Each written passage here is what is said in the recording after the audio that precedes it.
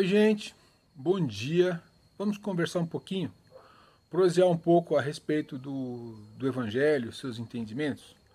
Hoje eu escolhi o Honra teu pai e a tua mãe, do capítulo 14, dentro disso a piedade filial. Vamos pegar um trechinho bem pequenininho, porque o texto é longo, e nós vamos nos concentrar mais na parte inicial, que eu acredito que é o fundamental desse contexto. Depois comentar um pouquinho. Então, diz o seguinte, piedade filial.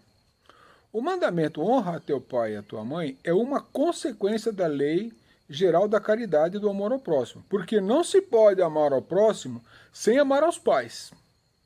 Presta atenção, não se pode amar ao próximo sem amar aos pais.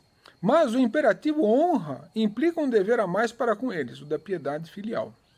Deus quis demonstrar assim que ao amor é necessário juntar o respeito, a estima, a obediência e a condescendência, o que implica a obrigação de cumprir para com eles, de maneira mais rigorosa, tudo o que a caridade determina em relação ao próximo. Esse dever se estende naturalmente às pessoas que se encontram no lugar dos pais e cujo mérito é tanto maior quanto o devotamento é para elas menos obrigatório. Deus pune sempre de maneira rigorosa toda violação desse mandamento. Então, eu queria chamar a atenção essa questão, logo no começo que ele fala assim, porque não se pode amar ao próximo sem amar aos pais. Queria parar um pouco para pensar nisso, porque nós vamos encontrar nas nossas relações, principalmente quando nós nos casamos, nos relacionamos com o nosso namorado, cônjuge, a esposa, uma questão muito importante, que vai ter consequência no entendimento dessa frase. Eu não consigo amar o próximo se eu não amar meu pai e minha mãe. Porque o pai e a mãe é a primeira relação de amor que se estabelece. Então, tudo aquilo que eu tiver vinculado à relação de afeto, como ela foi construída com o meu pai ou com a minha mãe, isso vai perdurar. Tem até uma pessoa, um cara, um psicanalista, um cara que funda a psicanálise, que Freud vai a fundo nisso e vai trabalhar essa primeira relação como uma relação que se desdobra em todas as outras. Então é assim, eu preciso de alguma maneira aprender a compreender e amar meus pais. Por quê? Porque tudo aquilo que eu não consegui resolver com eles, que são os primeiros representantes de amor que eu como ser humano tenho, e seja pai, ou seja aqueles que ficam na posição, né, dos pais adotivos, ou um tio que ficou no lugar da posição de pai, uma tia, sei lá, quem ficou na posição, sabe? A questão biológica aí nem é tão importante. O importante é quem fez essa função. Então, assim, tudo aquilo que eu não consegui tratar ou resolver com meu pai ou com minha mãe, eu vou acabar transferindo para outras pessoas que ocupam a posição de amor na minha vida. Então, pensem bem profundamente a esse respeito. Essa frase, ela é muito importante, porque ele diz o seguinte, porque não se pode amar o próximo sem amar os pais. Ou seja, se eu não aprender a resolver essas questões com meu pai e com minha mãe, eu vou transferir isso para as outras pessoas. Então eu não consigo amar efetivamente as outras pessoas, porque eu vou estar tentando resolver com essas pessoas questões que eu trago dessa primeira relação afetiva. É isso que está contido nessa frase. Aí todas as questões de respeito que vem depois, que tá no texto, vão ser desdobramentos disso, mas a questão nuclear disso é isso, quer dizer, enquanto eu não conseguir resolver efetivamente a questão afetiva, a questão amorosa que se construiu na primeira relação materna e paterna, que são as primeiras relações, eu vou ficar replicando isso daí para frente. Então é preciso compreender isso muito claramente.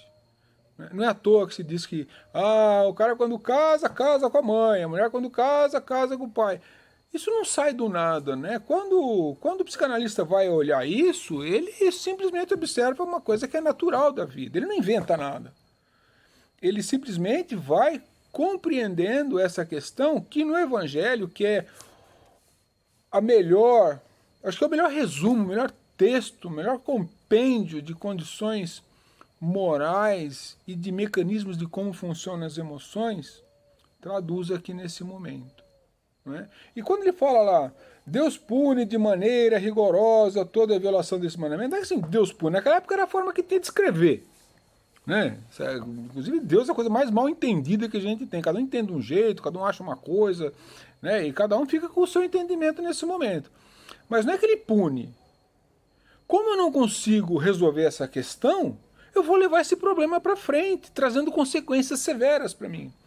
Então, a melhor coisa aí, aqueles que já fizeram terapia, que fazem terapia, sabem que as principais questões que nós arrastamos ao longo da vida, que nos fazem sofrer, têm a ver com as questões que nós não conseguimos resolver com nossos pais. Digo isso por mim. Digo isso por mim. Vi isso nas minhas relações, vi quantas coisas eu fui, por assim dizer, repetindo, replicando, reproduzindo em relação aos meus filhos. Tenho 4 filhos, tive 2 casamentos.